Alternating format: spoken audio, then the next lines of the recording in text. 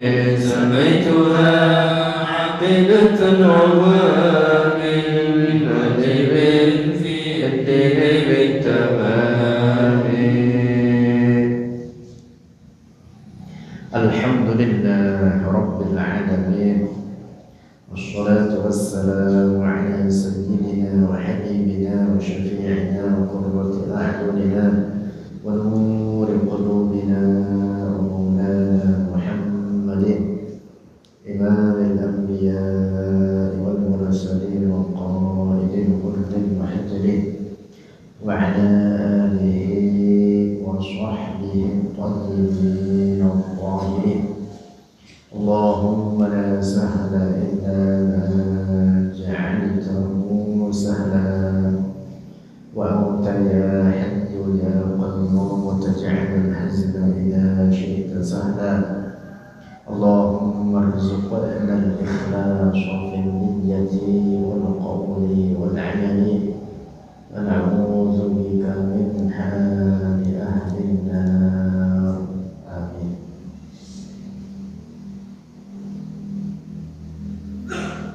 بسم الله.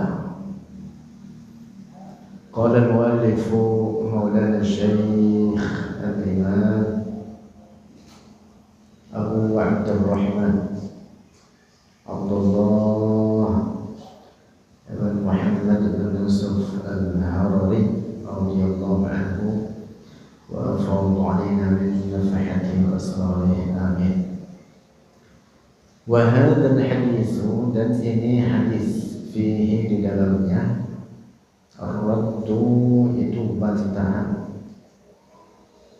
ayatan pula ada qailina atas orang-orang yang berpendapat mengatakan bil jihadi dengan arah, dengan adanya arah fi haqqihi ta'ala, pada haknya Allah Ta'ala.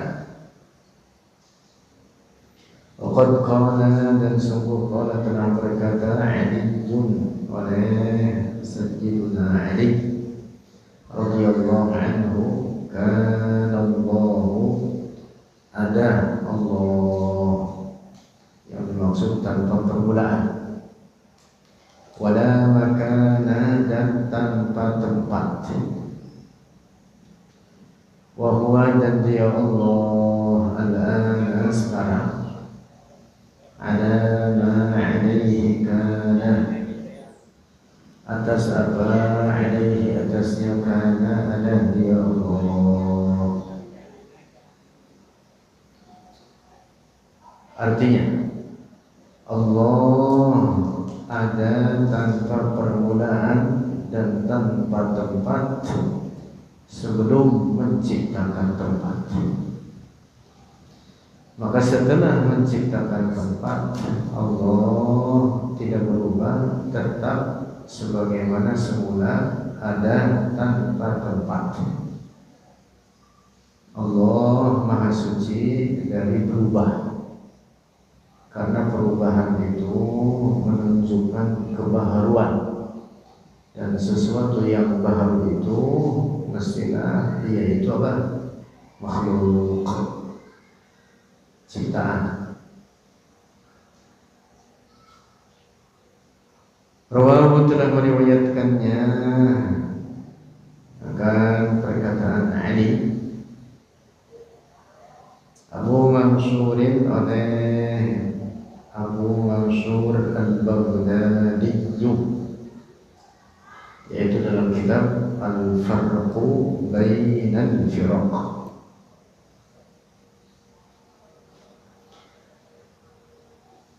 Pada pertemuan yang lalu kita membahas hadis Rasulullah Sallallahu Alaihi Wasallam riwayat Al-Imamul Baihaqi, hadis sahih,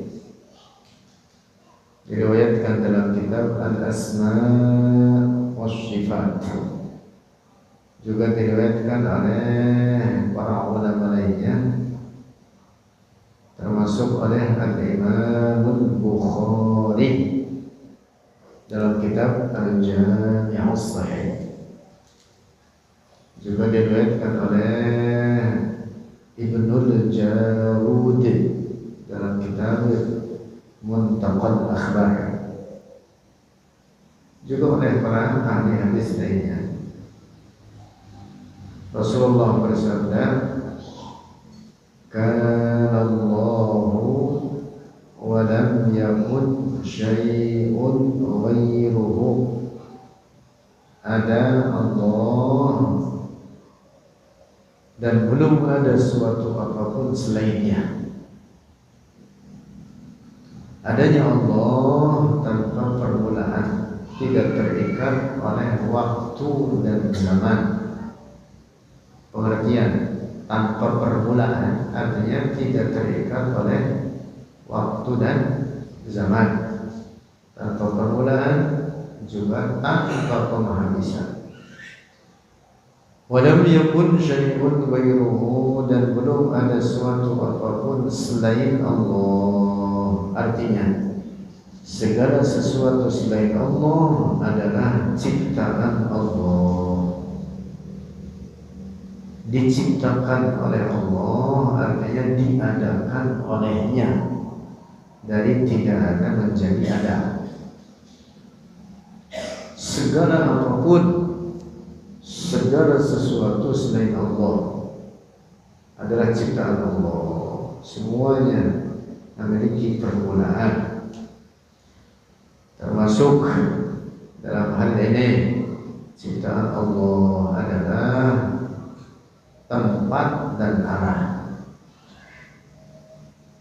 Bumi dengan segala isinya, langit dengan segala isinya, semua itu adalah ciptaan Allah. Termasuk tempat dan arah adalah ciptaan Allah. Sebelum Allah menciptakan tempat dan arah, Allah ada tanpa tempat dan tanpa arah. Maka setelah menciptakan tempat dan arah, Allah tidak berubah, ada sebagaimana semula pada sifatnya, yaitu ada tanpa tempat dan tanpa arah. Ada tanpa tempat dan tanpa arah. Nah, ini dalil dari hadis Rasulullah menetapkan bahwa Allah ada tanpa tempat dan tanpa arah. Dalil berikutnya juga dari hadis Rasulullah diriwayatkan oleh Al-Imamul Baihaqi dalam kitab Al-Asma wa Sifat. Minggu lalu kita bahas, saudara Rasulullah mengatakan, "Anta zahiru falaysa fawqaka syai'un wa anta al-batinu falaysa dunaka syai'." Saudara Rasulullah, "Anta zahiru," engkau ya Allah az-zahir. Az-zahir artinya yang segala sesuatu menunjukkan akan keberadaannya. Segala sesuatu pada alam ini menunjukkan bagi tanda-tanda kekuasaannya. Az-zahir bukan artinya yang maha nampak, lalu setiap yang nampak pada pandangan kita sebagai Allah, bukan. Hati-hati. Ada pemahaman rusak dalam memaknai makna nama Allah Az-Zahir ini. Oleh mereka diartikan yang maha nampak, lalu difahami setiap yang nampak adalah sebagai Allah. Nauzubillah, dengan rusak ya. Makna yang rusak, makna batin. Makna Az-Zahir yang benar adalah bahwa Dia Allah yang maha nyata pada tanda-tanda kekuasaannya. Oleh karena tanda-tanda kekuasaan Allah itu sangat banyak pada diri kita, di sekitar kita, di atas, di bawah. Allah berfirman, "Wa fi anfusikum afala tubsirun. Pada diri kalian ada tanda-tanda kekuasaan Allah. Afala tubsirun, apakah tidak melihat oleh kalian? Wa fil ardi ayatun lil muqinin wa fi anfusikum afala tubsirun. Nah, itu dia makna al-zahir pada Allah, yaitu yang segala sesuatu pada alam ini menunjukkan tanda-tanda kekuasaannya, sangat nyata, jelas pada tanda-tanda kekuasaannya tersebut. Wa antal batinu, dan engkau ya Allah al-batinu. Al-batin artinya yang tidak dapat diraih oleh segala prasangka dan pikiran manusia. Al-batin nama Allah, maknanya alladzi la tablughuhul awhamu wal afkar, yang tidak dapat diraih oleh segala prasangka dan segala pikiran. Hakikat Allah tidak dapat diraih oleh segala prasangka, segala pikiran. Karena itu para ulama kita menegaskan seperti dinyatakan oleh Imam Ahmad bin Hanbal, juga para ulama lainnya, mahma tasawwarta bidzalika fallahu bi khilafi dzalika. Apapun yang terlintas dalam hatimu tentang Allah, maka Allah tidak seperti demikian itu. Nah, makna al-batin pada hak Allah itu dia maknanya alladzi la tablughuhul awhamu wal afkar, yang tidak dapat diraih oleh segala prasangka dan segala pikiran, hayalan, gambaran manusia. Al-Imam Al-Baihaqi berkata terkait hadis ini sabda Rasulullah, anta zahiru falaysa fawqaka syai'un wa anta al-batinu falaysa dunaka syai'.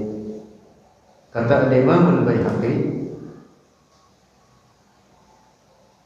idza lam yakun fawqahu syai'un wa la dunahu syai'un lam yakun fi makan. Oleh Rasulullah dikatakan, falaysa fawqaka syai', tidak ada suatu apapun di atasmu ya Allah. Lalu juga Rasulullah mengatakan, falaysa dunaka syai', tidak ada suatu apapun di bawahmu ya Allah. Al-Imam Al-Baihaqi mengambil dalil dari hadis ini, sebagaimana juga para ulama lainnya dari para ulama ahli sunnah wal jamaah, Asy'ariyah, Maturidiyah, mengatakan apa? Idza lam yakun fawqahu syai'un wa la dunahu syai'un lam yakun fi makan. Itu menunjukkan bahwa Allah ada tanpa tempat dan tanpa arah. Tanpa tempat dan tanpa arah. Nah, jadi hadis ini juga hadis sebelumnya tadi yang pertama, dalil dari sekian banyak dalil dalam menegaskan akidah suci, akidah ahli sunnah wal jamaah, yaitu bahwa Allah ada tanpa tempat dan tanpa arah. Nah, lalu perkataan Sayyidina Ali bin Abi Thalib yang barusan kita baca juga menegaskan itu. Beliau mengatakan, kana Allahu wa la makana wa huwa al-ana ala ma alayhi kana. Allah ada tanpa permulaan dan tanpa tempat, karena tempat cipta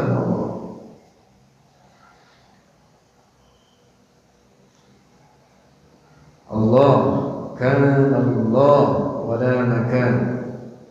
Wa huwal ana, dan dia Allah setelah menciptakan tempat, ala ma alaihi kana, tetap sebagaimana pada sifatnya semula, ada tanpa tempat, tidak membutuhkan kepada ciptaannya tersebut.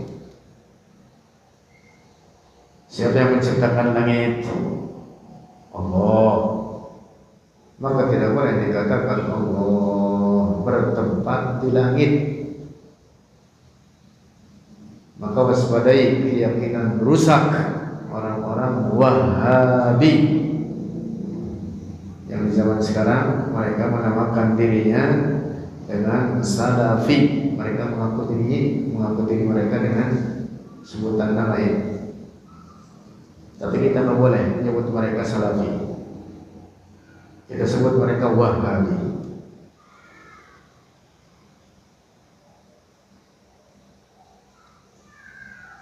Dusta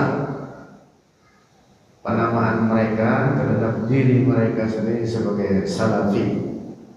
Mereka hendak mengatakan kami para pengikut Salaf. Dusta. Para ulama salaf terbebas dari pengakuan mereka. Sayyidina Ali bin Abi Thalib dari kalangan para sahabat Rasulullah, dari kalangan ulama salaf. Penyebutan ulama salaf merujuk kepada 3 generasi sahabat, tabi'in, dan tabi'in tabi'in. Sayyidina Ali dan ulama salaf dari kalangan sahabat Rasulullah menegaskan Allah ada tanpa tempat dan tanpa arah. Wahabi yang mengaku dirinya Salafi, pengikut salaf, menyalahi Sayyidina Ali bin Abi Thalib. Mereka mengatakan Allah bertempat di langit. Alhamdulillah. Allah yang menciptakan langit, Allah tidak bertempat pada ciptaannya tersebut. Demikian pula Allah yang menciptakan Arsy, maka tidak boleh dikatakan Allah bersemayam di atas Arsy. Bersemayam artinya bertempat. Tidak boleh dikatakan bertempat atau bersemayam di atas Arsy. Maka waspadai terjemahan Al-Quran yang beredar sekarang menyebutkan bersemayam di atas Arsy. Terjemahan menyesatkan, terjemahan rusak. Walaupun yang terjemahkan orang-orang departemen agama. Saya sudah ngirimi buku saya, sampaikan ke mereka, nasihati mereka, tanggung jawab mereka. Saya sudah menyampaikan nasihat. Pemahaman rusak itu. Alhamdulillah. Apa artinya bersemayam? Bertempat. Sayyiduna Ali ibn Abi Thalib berkata, Inna Allaha khalaqal arsha izharan liqudratihi wa lam yattakhidhu makanan lidatihi.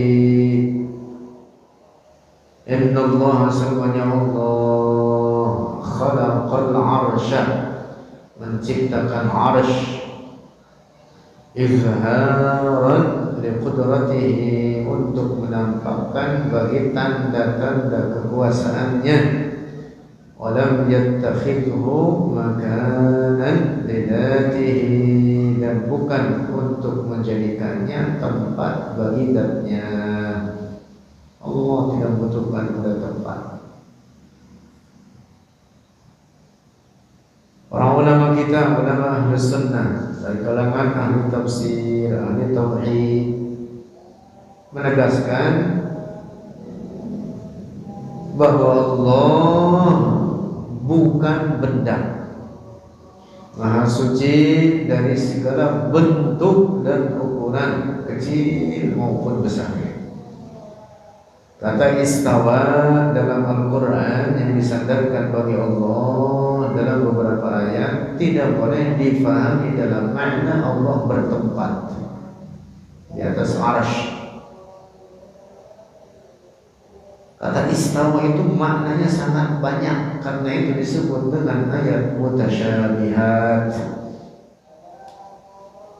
Seperti firman Allah, Ar-Rahmanu 'alal 'arsy istawa. Ini ayat disebut ayat apa? Mutasyabihat.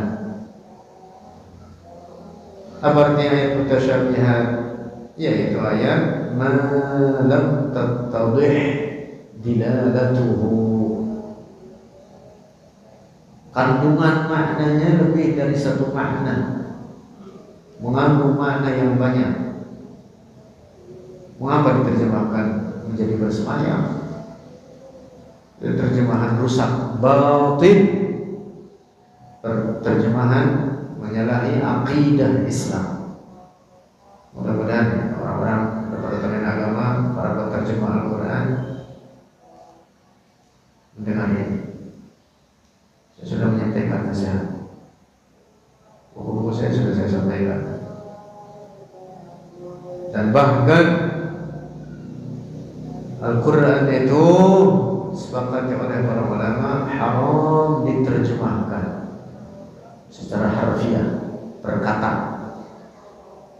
Sekarang ada Quran beredar, dijual atau bahkan dihibahkan, digratiskan, disebutnya terjemah Al-Quran per kata. Nauzubillah.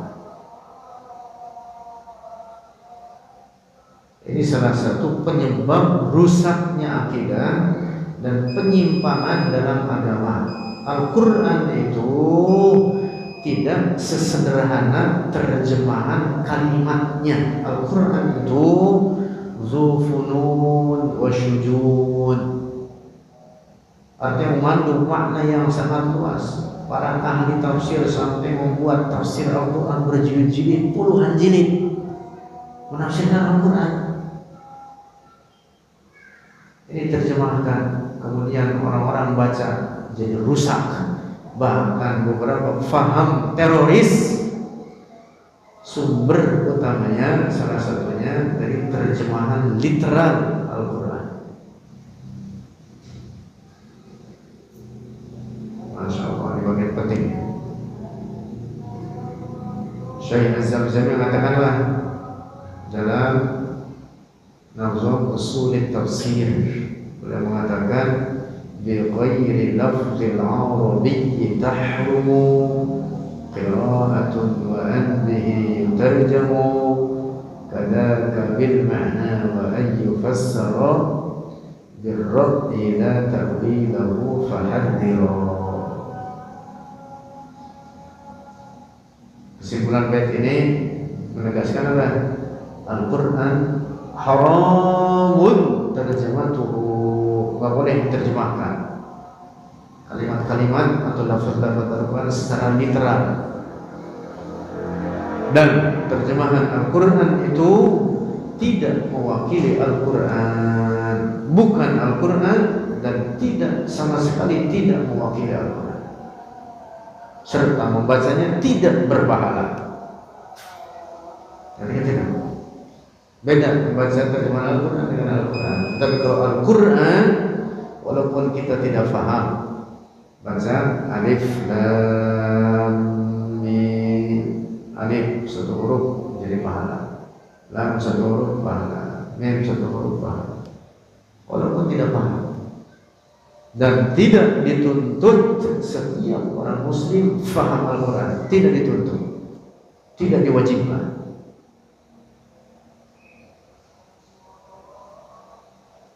Yang menafsirkan Al-Quran itu para ulama ahli tafsir yang mereka memiliki kemampuan, kompetensi, otoritas untuk itu, yang itu syaratnya pun sangat ketat. Tidak setiap orang semuanya menafsirkan pemahaman Al-Quran. Terjemah Al-Quran itu waspadai. Nah, jadi baca Al-Quran, baca saja Al-Quran, menjadi pahala bagi kita, walaupun kita tidak paham. Lalu bagaimana kalau kita ingin paham Al-Quran? Mau tidak mau ngaji kitab tafsirnya, ngaji, pahami nahwu, shorof, paham bahasa Arab, belajar, nanti akan paham. Gitu. Bukan semuanya.